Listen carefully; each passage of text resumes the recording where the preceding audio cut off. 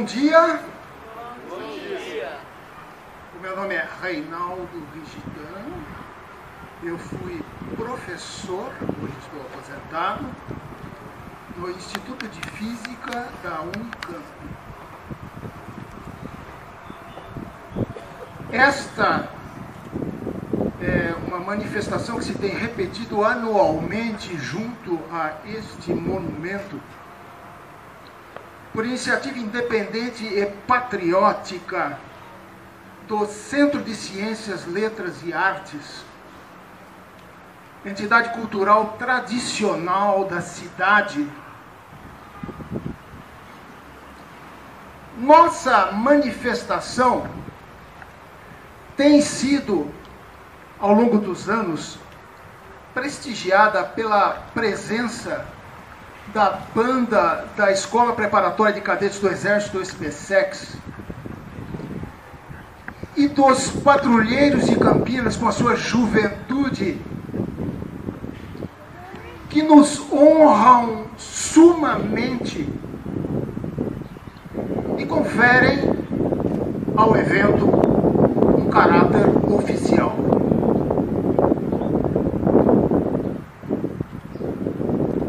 Há exatos 177 anos, aos 7 de junho de 1842, aconteceu neste local um momento agudo e por isso mesmo emblemático da evolução política do Brasil. Um combate armado dos insurgentes da província de São Paulo contra as forças da capital, que para cá haviam sido enviadas. Morreram no episódio 17 insurgentes e 2 soldados imperiais.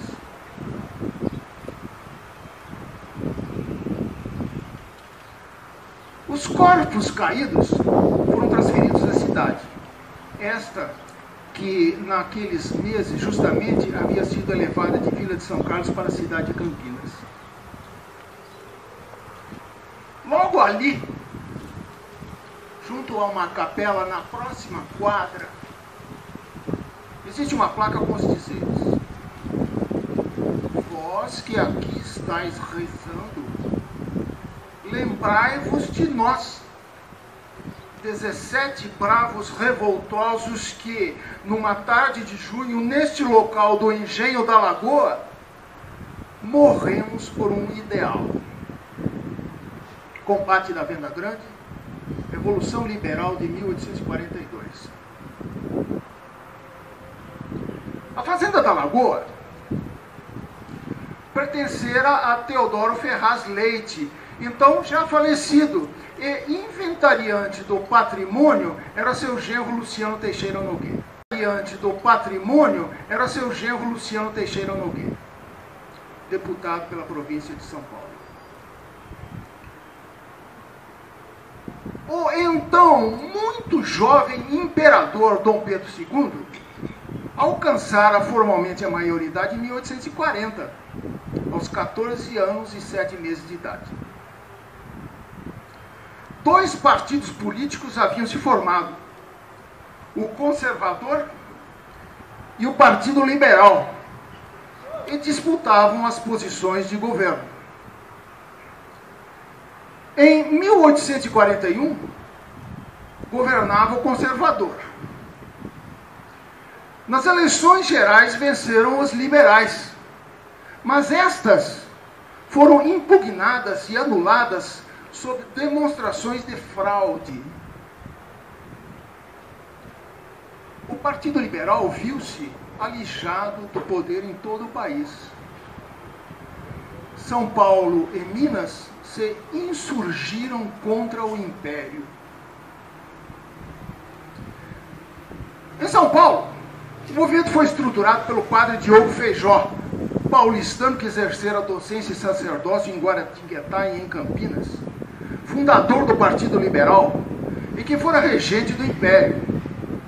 por Nicolau Vergueiro, ex-regente, deputado e senador por São Paulo e Minas, ex-ministro do Império, e voltaria a sê-lo. Antônio Manuel Teixeira, fazendeiro em Campinas, ex-prefeito da então Vila de São Carlos.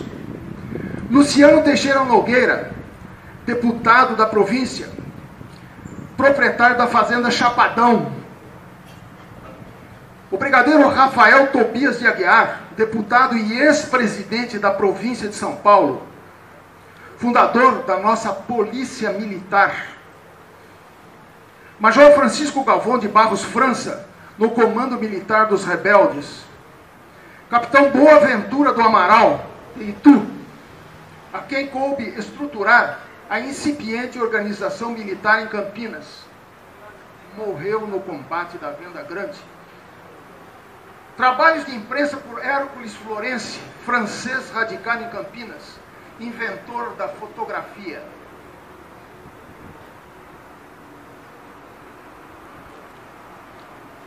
Em Minas Gerais, o movimento foi liderado por Teófilo Otoni, homem de grande disposição e iniciativa. A cidade de Sorocaba foi aclamada como capital provisória da província. Então, no Rio de Janeiro, sob deliberação do ministro da Guerra, José Clemente Pereira, foi atribuída ao brigadeiro Luiz Alves de Lima e Silva, barão de Caxias, a chefia de 900 homens que adentraram a província a partir dos portos de São Sebastião para o Vale do Paraíba e Santos até a capital São Paulo. E Santos até a capital São Paulo. De São Paulo a Campinas, aqui abordaram em surpresa os liberais aquartelados no armazém, o paiol da Fazenda da Lagoa, a Venda Grande. Ordem de prisão.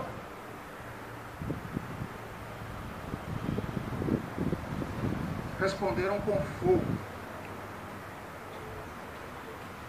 19 mortos.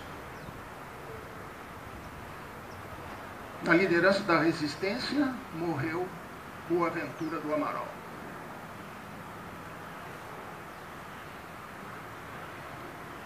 O evento de Campinas se insere num conjunto de insurreições provinciais no Brasil. O recém-criado Estado brasileiro foi chamado a pacificar militarmente aqueles movimentos. Uma nação moderna possui organizações políticas em seus diferentes segmentos, todas elas articuladas na capital, com canais instituídos para a veiculação das diferentes demandas.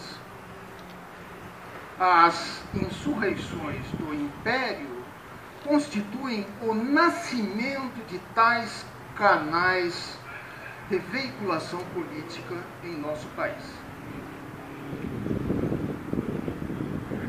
Comecemos a partir da independência do Brasil. A primeira iniciativa política independente após a independência de 1822 foi a Confederação do Equador, 1824, em Pernambuco, ainda no primeiro reinado, com adesão do Ceará, Rio Grande do Norte e Paraíba.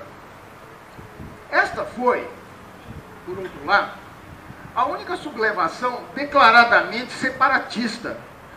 Todas as demais almejavam, de fato, uma influência forte sobre a União. A insurreição em Pernambuco foi dominada por 1.200 homens do poder central, sob o comando do brigadeiro Francisco de Lima e Silva, futuro regente do Império, pai de Luiz Alves, futuro duque de Caxias. No episódio, um dos líderes foi o religioso Frei Caneca, jornalista inflamado, finalmente condenado à forca. Os carrascos se recusaram a executar. com ordem de fuzilamento, um militar do pelotão desfaleceu. O frade findou por ser executado, mas o evento teve repercussão nacional e comoveu o povo negativamente para o prestígio do então imperador Dom Pedro I.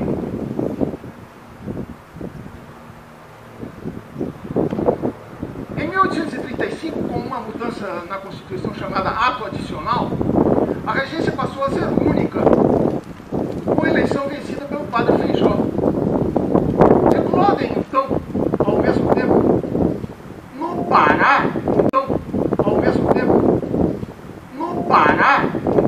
a cabanagem pelos cabanos.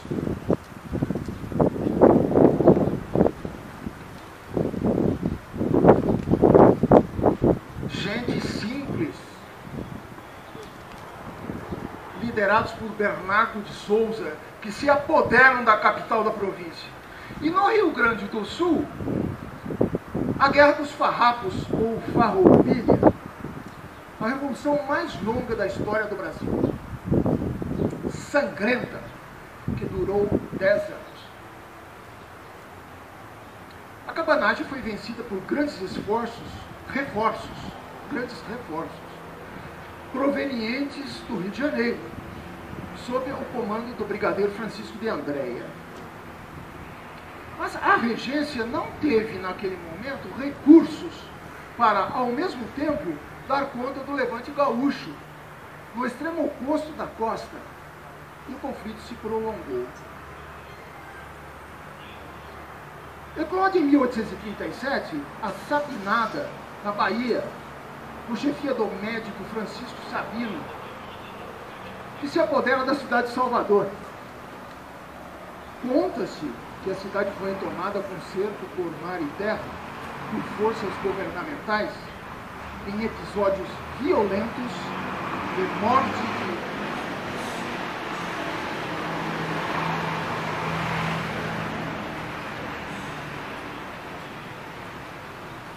mais de 1000 pessoas.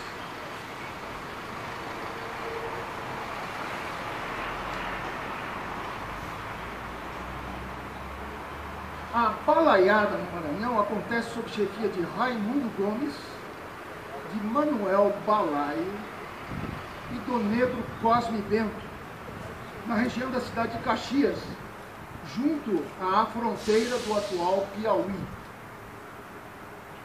Um levante desorganizado, conturbado por crimes de toda a espécie, porém fortemente popular.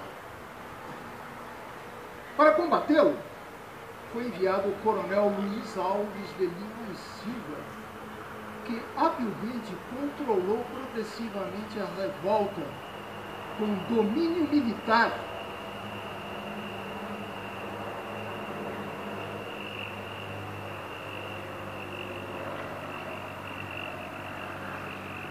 Mas também com proposta de acordo e anistia, que se mostraram eficazes. Pelos serviços prestados, Luiz Alves recebe do imperador o título de Barão de Caxias. Em Caxias, Maranhão, existe hoje erigido o Memorial da Balaiada. São Paulo, 1842. O ministro da Guerra, José Clemente Pereira, encarrega o Barão de Caxias a dirigir-se à província com 900 homens e dar combate aos paulistas. Escaramuças acontecem em Campinas, Venda Grande, 19 mortos. E no Vale do Paraíba, Vila das Silveiras, onde revoltosos despreparados avançam sobre a tropa. 48 mortos, mais 8 soldados mortos. O movimento mineiro é dominado em Santa Luzia, hoje região metropolitana de Belo Horizonte. Teófilo Otoni é preso. O padre Feijó é preso. O movimento mineiro é dominado em Santa Luzia, hoje região metropolitana de Belo Horizonte. Teófilo Otoni é preso. O padre Feijó é preso em Sorocaba. Tobias de Aguiar foge para o Rio Grande do Sul, onde a revolta farroupilha prosseguia, liderada por Bento Gonçalves. Haviam fundado a República Rio-Grandense. O movimento invadira ainda a província de Santa Catarina, sob liderança do italiano Giuseppe Garibaldi, onde fundaram outra república, chamada Juliana, que durou 4 meses. Aí é o seguinte, Garibaldi foge do Brasil, volta à Itália, organiza com outros a unificação italiana. Então a gente se dá conta de pessoas que têm a política na cabeça. Garibaldi é um herói nacional da Itália.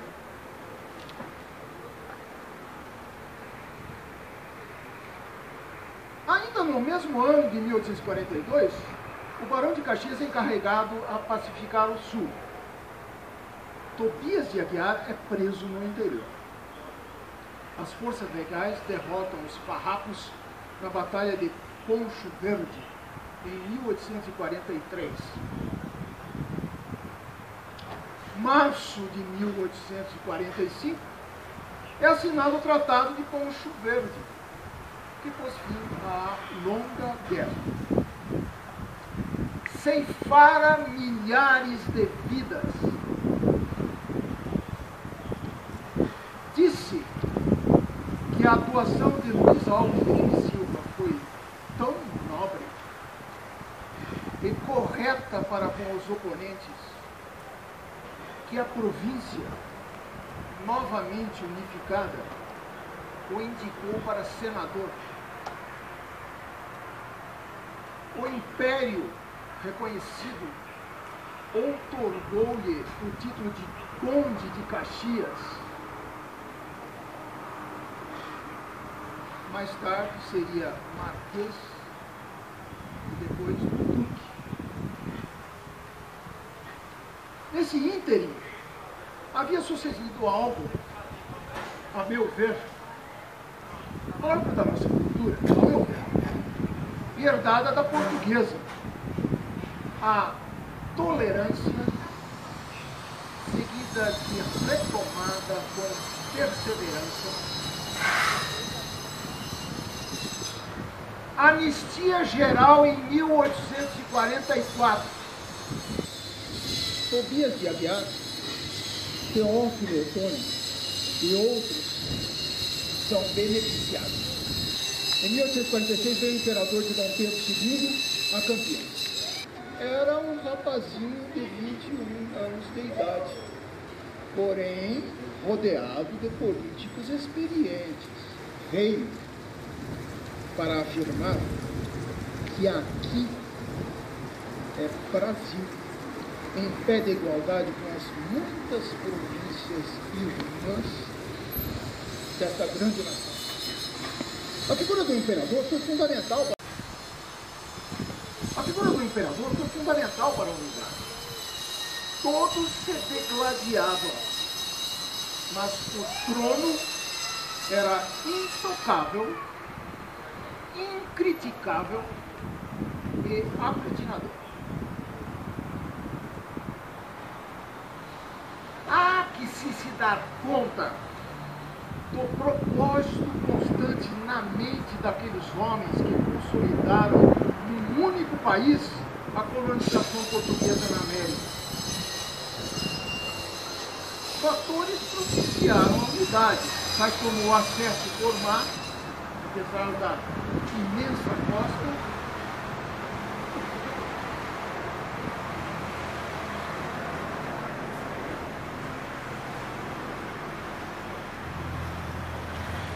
foi um pouco baixo.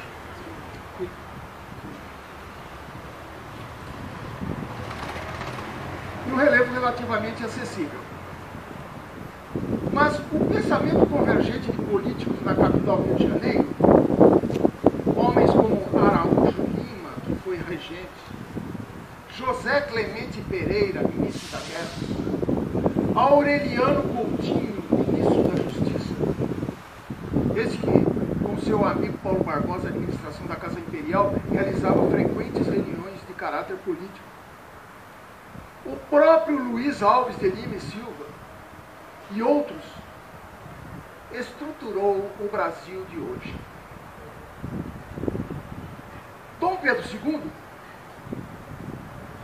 órfão de mãe com 1 ano de idade, privado do pai aos 5 anos de idade, foi homem que desenvolveu por conta própria um espírito de amor à arte, à ciência e à justiça, que alcançou o respeito do mundo. Ele foi o maior exemplo aos brasileiros e deve ser eternamente amado.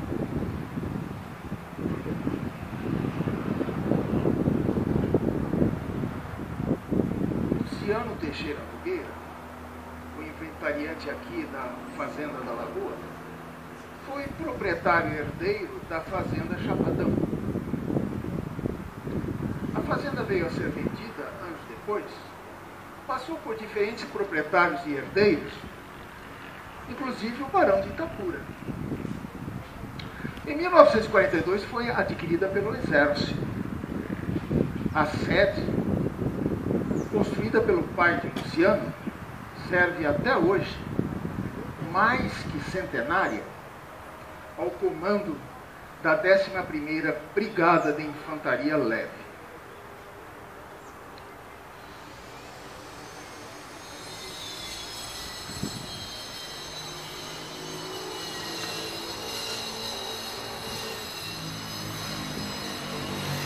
Luciano foi pai de Luciano Teixeira Nogueira, filho, pai de Mauro Teixeira de Camargo, pai da minha mãe,